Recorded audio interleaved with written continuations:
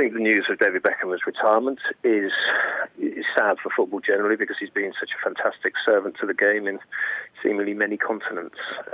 He did so much for Manchester United, and then just showed that an Englishman could go and play abroad, because there's been a shortage of top-level professionals going abroad and doing well.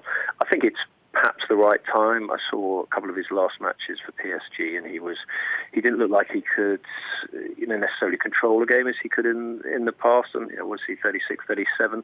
Actually sort of dominating a game physically is difficult at that age. So, younger players were running past him, and maybe he realised the sounds of times were not going in his favour. So, but it's sad, and he should be remembered as a fabulous professional on and off the pitch, a great role model for young players because of his hunger to keep playing. Knowing David Beckham's ambition, he'll probably Prime Minister.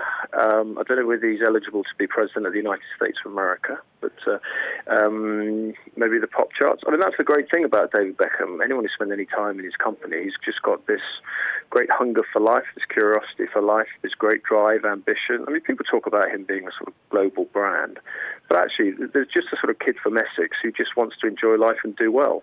I hope he still stays partly involved in football. We ran a piece about 3 weeks ago saying that the Football Association would use him as an ambassador, and that he would almost mentor some of the good young players coming through, which I think is a really good idea.